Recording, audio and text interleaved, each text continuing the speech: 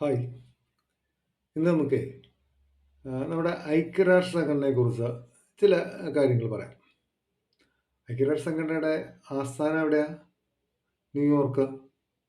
ന്യൂയോർക്കാണ് ഐക്യരാഷ്ട്രസഭയുടെ ആസ്ഥാനം. ആസ്ഥാന മന്ദിരം ഏതാ? മാൻഹട്ടൻ. ഐക്യരാഷ്ട്രസഭയുടെ ആസ്ഥാനമാണ് മാൻഹട്ടൻ, ന്യൂയോർക്കിലെ മാൻഹട്ടൻ.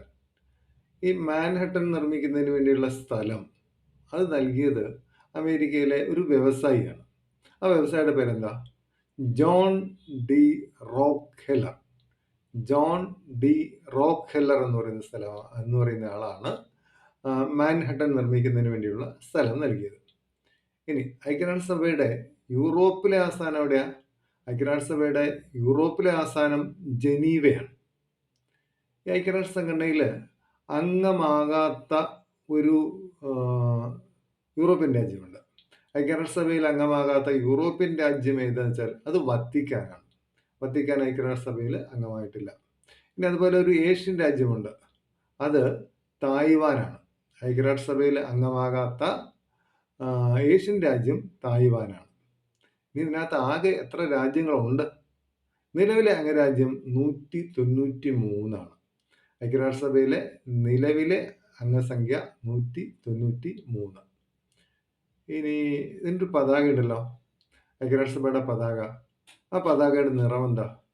ഐക്യരാഷ്ട്രസഭയുടെ പതാകയുടെ നിറം ഇളം നീല നിറമാണ്. ഐക്യരാഷ്ട്രസഭയുടെ പതാകയുടെ നിറം ഇളം നീല നിറമാണ്. ഇനി അതിനകത്തൊരു ചിഹ്നമുണ്ട് അല്ലേ?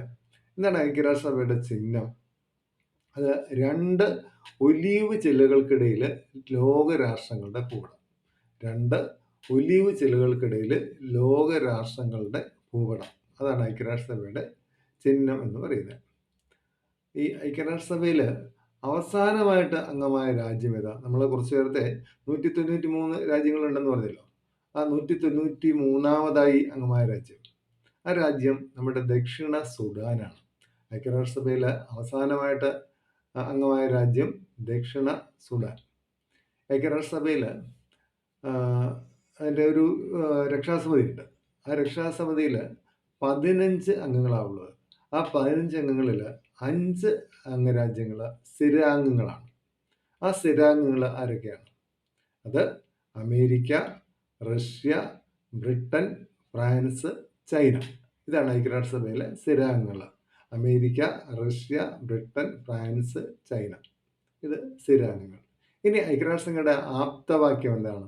ഇത് നിങ്ങളുടെ ലോകം. ഇത് നിങ്ങളുടെ ലോകം.